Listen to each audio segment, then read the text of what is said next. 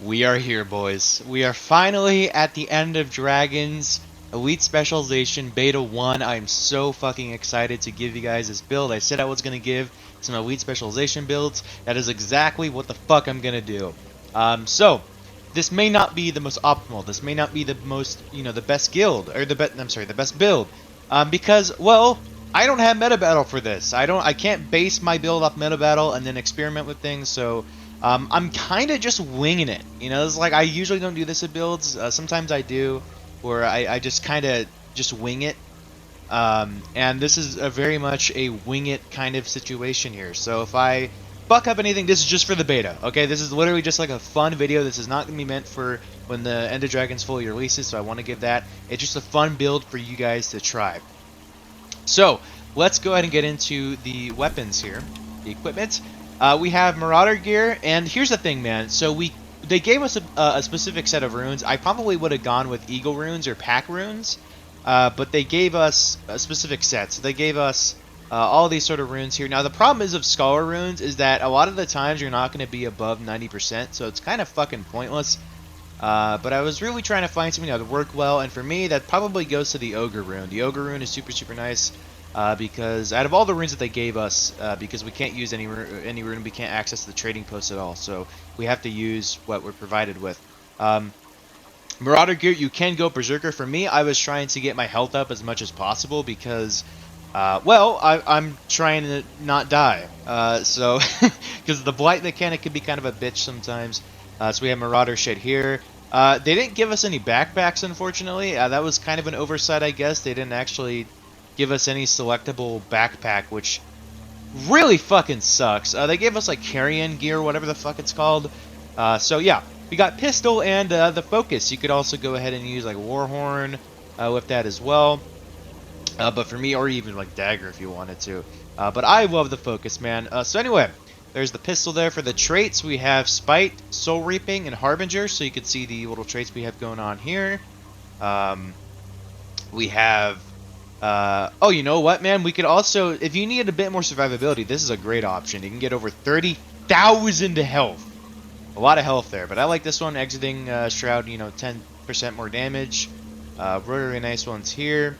I like this one personally because, protection while entering Shroud, because you don't have you don't have that shield anymore where your life force is your shield. It's your temporary health. You don't have that anymore with Harbinger. So this is a nice one. Of course, you have this one, super super nice one over in Shroud as well. So let's run to that one just for the build because I feel like most people are gonna be running that one. So this one's interesting. So deal increased damage for each stack of Blight you have. I like this one because, well, we're gonna have a lot of stacks of Blight, so it's nice to have a lot of damage. This one here, recharge reduce, which is super super nice, so we can actually go on these from 25 seconds to 20 seconds, which is kind of nice. And this one's only really good if you have if you want to go for a Condi build. So pistol skills gain reduced recharge and gain expertise based on your vitality, super super nice there. We also have increased vitality right here, so that's why we're up to 28,000 health. And we have some other ones here. This one's a good one. You could share it with you can share your boons with your allies. It's great for boon support. And this one's kind of nice. You gain stability whenever you enter in Harbinger Shroud, and you gain ferocity based on your vitality. So that one could be super super nice. I like this one because I'm running pistol, and I like just having the recharge production. But you could also run that one. And then we have this one right here. So there's a couple options you could use here. So you could use this one, which will basically grant you permanent quickness whenever you're in Shroud. Almost permanent quickness. There's like a 1 second interval there. That's more than the actual quickness duration.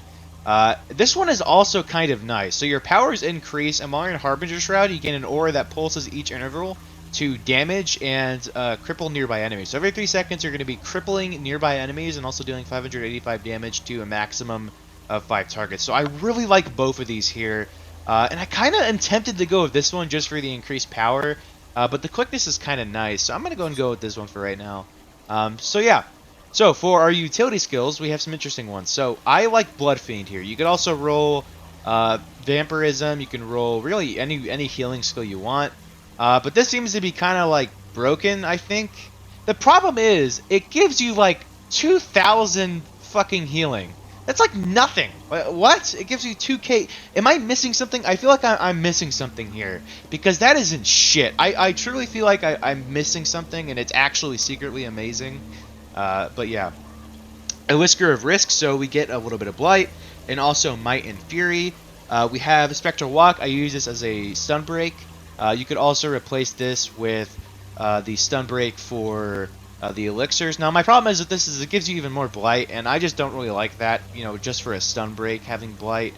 I'm not really a fan of that, but you do have resistance as well, which is actually super nice if you're dealing with a lot of conditions and stuff, non-damaging conditions. You can run Signet of Spite is a good one here for power, and I guess Undeath if you wanted to do that. I don't know. If you really want to do that, you can. You know, Well of Suffering is a great one here. You know, if you want some AoE blinds, you have Well of Darkness here as well. So yeah, there's a couple options there. This is just my personal favorite setup, and then for the elite we have Flesh Golem. I really like this one. You can go ahead and go with like Lich Form is a really fun one. I really like Lich Form. I know some people maybe not, but I really like it. It's really fun.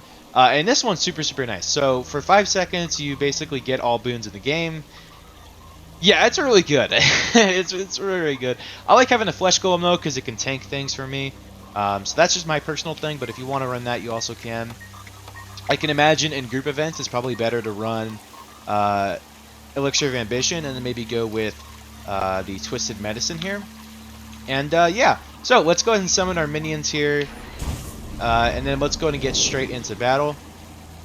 So we'll pop both of our elixirs, and then we'll get started with the battle here. So we kind of just, you know, use our skills here. This one's a great gap closer. It also applies some Torment. We have this one, which is interesting because it's essentially a shotgun blast. It has a wide pellet spread, so you could use it to be wide for AoE, or you can get up close and use it for single target. We have this one here, which will basically give us life force and will AoE like launch all these targets. We have this one, which is a daze, which is super nice as a gap closer, but generally you're just going to use the first 3 skills from my knowledge. So apply back these again, use our pistol skills, use our Soulgrass here for life force. Do that, and then we'll just keep on going. Let's regen our shroud a little bit. And keep in mind, we're not receiving any damage right now, besides that, of course. So we actually regain life force, or we lose life force and it'll heal us whenever we're damaged. So keep that in mind. So we'll pop these again. This feels like a very burst-oriented sort of spec to me. So we have this one right here. This one's super nice. I really like that one. Get some Torment in there. And look at that. We're just stacking up shit right now. And we're gaining a lot of Blight too, as you can see. I mean, we're at 50% Blight right now. Which is a lot of Blight. But it's really like a risk sort of thing. Like right now, of course, I could do this and I'll be fine. But sometimes you might just want to burst it, or sometimes you might want to,